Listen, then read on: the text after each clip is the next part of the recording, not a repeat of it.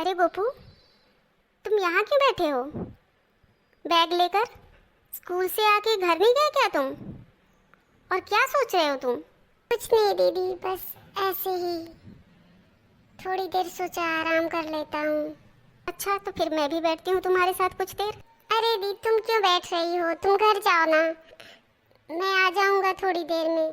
अच्छा, तो तुम अपनी दीदी से भी बातें छुपाने लगे। बताओ गोपू, क्या बात है? तुम घर क्यों नहीं आए? तुम यहाँ क्यों बैठे हो? तुम्हारे चेहरे से लग रहा है तुम बहुत उदास हो। दीदी, तुम तो जानती ही हो, घर में सब हम मुझे डांटते रहते हैं, पढ़ाई करो पढ़ाई करो पढ़ाई करो। मैं तो सुन सुन के परेशान हो जाता हूँ। पूरे दिन स्कूल में पढ़ाई करो, फिर उसके बाद घर आओ तो पढ़ाई करो पढ़ाई करो। क्या फायदा इतनी पढ़ाई करके? मुझे तो समझ नहीं आता। सोचा थोड़ी देर यहीं बैठ जाता हूँ, देर से ही घर जाऊँगा। ओह अच्छा, ये बात है। तो तुम्हें ये बात मुझे बतानी चाहिए थी ना।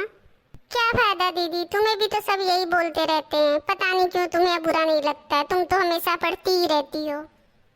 अच्छा छोड़ो ये सब बातें, तुम एक मजेदार कहानी सुनोगे गोपू? हाँ दीदी, प्लीज सुनाओ ना। एक बार एक लड़का था, उसका नाम था राहुल। राहुल वैसे तो बहुत समझदार था, लेकिन उसे भी ना तुम्हारी तरह एक चीज परेशान करती थी। वो क्या दीदी? उसके भी घर वाले हमेशा यही कहते थे, पढ़ाई करो पढ़ाई करो पढ़ाई करो, और वो भी सुन सुन के परेशान हो गया था। फिर उसने क्या किया दीदी? फिर एक दिन की बात है कि उसका फेवरेट कप जिसमें वो दूध पीता था ना, वो टूट गया। उसकी माँ बोली कि बेटा राहुल, तुम जाओ अपने पसंद की एक कप बाजार से लेते आओ। राहुल तो खुश हो गया, सोचा चलो इसी बहाने कुछ देर तो पढ़ाई से दूर रहूँगा, और वो पैसे लेके बाजार निकल गया। लेकिन बहुत ढूंढने के बाद भी उसे कोई कप पसंद नहीं आया। कोई कमज़ोर होता तो किसी का रंग अच्छा नहीं था, तो किसी का डिजाइन अच्छा नहीं था, किसी की साइज अच्छी नहीं थी, कोई एकदम बेकार क्वालिटी का था। वो पूरे बाजार में बहुत देर तक घूमता रहा, लेकिन उसे कोई भी कप पसंद नहीं आ रहा था। तो क्या वो बिना कप लिए ही वापस आ गया? नहीं, फिर अचानक उसको एक दुकान पे एक लाल रंग की चमचमाती हुई कप दिखाई दी, जिसे देखते ही राहुल खुश हो गया और वो तुरंत उस दुकान पे गया। उसने कप को उठा के देखा तो वो सच में बहुत सुंदर कप था, और पता है वो बहुत मजबूत भी था, उसका रंग और डिजाइन बहुत अच्छा था। फिर तो उसने दुकानदार से वो कप तुरंत खरीद लिया। उसे वो कप इतना ज़्यादा पसंद आया कि वो रात में सोते टाइम अपने पास रख के उस कप को सोया था। अच्छा, तो फिर क्या हुआ? फिर जब सो रहा था वो, तो उसे अचानक एक आवाज़ सुनाई दी। जब उसने आँख खोल के देखी तो वो कप उससे बातें कर रहा था। क्या सच में कप बातें कर रहा था? कप कोई बात करता है क्या? हाँ, वो कप तो बात कर रहा था। उस कप ने कहा, राहुल मुझे पता है कि तुम मुझे बहुत पसंद करते हो, इसलिए तुम मुझे अपने पास रख के सोए हो।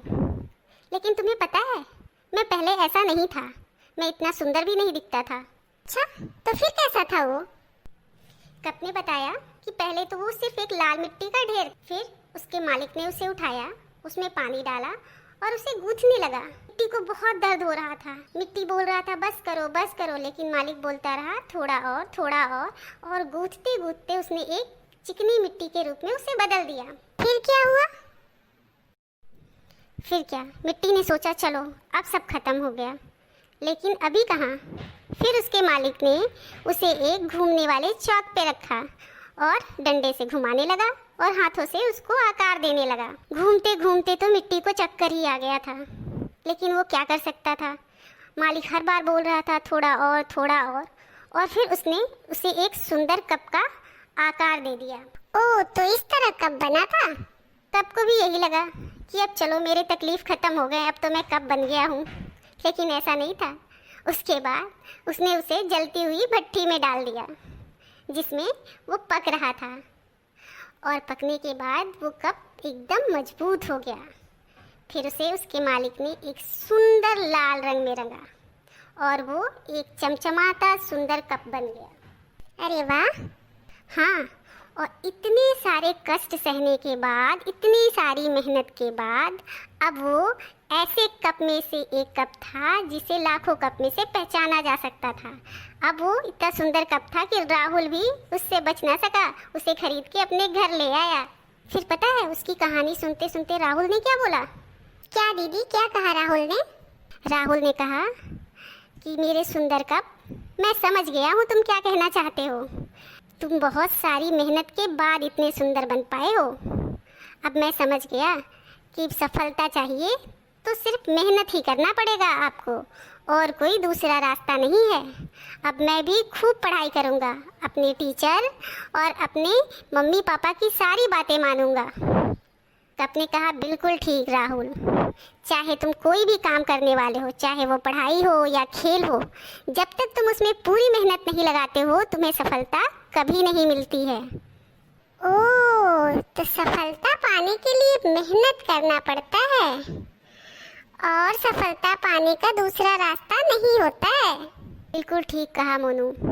तो क्या तुम्हें ये कहानी अच्छी लगी? हाँ दीदी, मुझे ये कहानी बहुत अच्छी लगी और मैं समझ गया कि तुम मुझे क्या बताना चाहती हो। अगर मुझे जिंदगी में कुछ बनना है तो मुझे मेहनत करनी पड़ेगी। इसीलिए घर में सब मुझे पढ़ने के लिए बोलते हैं और मैं बुरा मान जाता हूँ, जबकि तुम कभी बुरा नहीं मानती और तुम पढ़ाई करती हो। अब मैं भी तुम्हारी तरह पढ़ाई करूँगा और कुछ बन के दिखाऊंगा। अरे वाह, मेरा भाई तो बहुत समझदार है। आखिर मैं भाई किसका हूँ? तो अब घर चले? हाँ दीदी, चलो चलते हैं। बैठी मत रहो, बहुत देर हो रही है घर के लिए। उठाओ मुझे तब।